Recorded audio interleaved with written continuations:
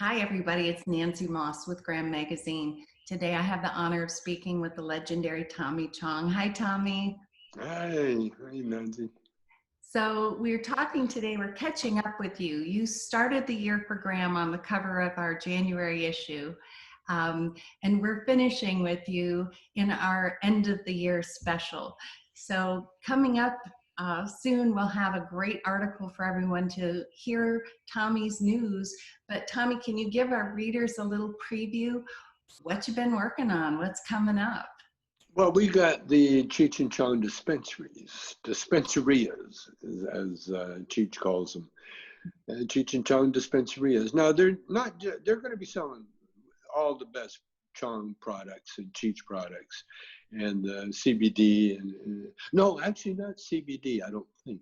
But we have CBD products. So it might be another store, but we're going to definitely do it. But I was planning it. People that putting it all together, they want my input, and they're sure getting it, because I want to do more than just a dispensary or just a pot shop. Because what I want to do is turn the dispensaries more into like a community center. Now, it may not be the dispensary itself. It depends on what the rules and regulations are. Mm-hmm. But right close to the dispensary, if not next door, attached, will be a community center. And the community center, like when I grew up in Canada, that's what we had, because there wasn't a whole lot of what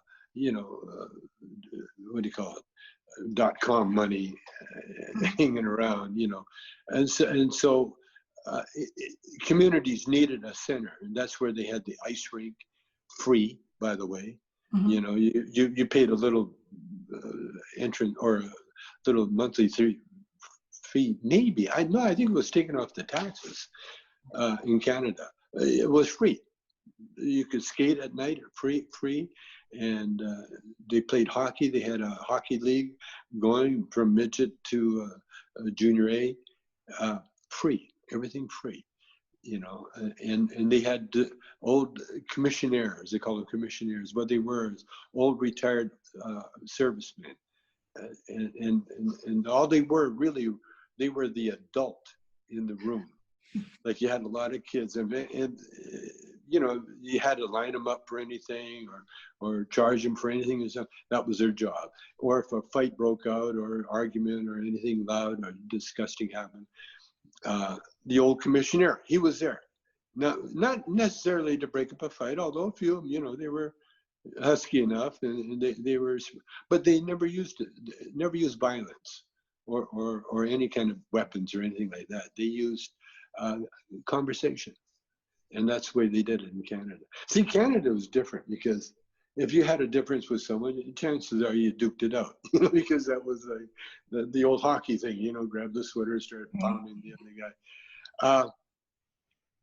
But because of our gun laws, we had laws that, unless you had a purpose for that gun, there was no reason for you to have it, because you're not allowed to be shooting people. So why would you have a gun, And so the Canadian gun laws are pretty strict that way, and I think they still are, as far as I know. They might have changed, but the community center aspect really is to help people in the community that we're at. Now, that's what I want to stress. It's a community that we're at. The people that walk up and buy our product, they can also look at a bulletin board and see what jobs are available, or what's for sale, or houses or places to rent available, And and then the other thing I want to do too, because we have such a homeless problem around, and I got a solution for it. It's a very unique solution, and I think I'll be putting it into play pretty quick, especially with during the pandemic, because I got a lot of time to write. But I realized that a movie company, like MGM or Paramount, they have more talent or creative people to house, clothe, educate masses of people way more effective than the government, way more effective than even a school board. Because what movie companies do, they create product that sells and makes money. Mm-hmm. And so when movie companies move into, say, when they were doing Cleopatra or the Ten Commandments, they literally went to Egypt and they used the army as extras. Now they had to pay those extras, but they had the wherewithal to do that. And they also had, the extras, wherever they used, they had to have a place to eat, Mm-hmm. and sleep, and if they're underage, they had to go to school. There's laws that they had to go to school. If they were different genders, they had to be accommodated, whatever it is. And that's what the unions do that. You see, the extra unions.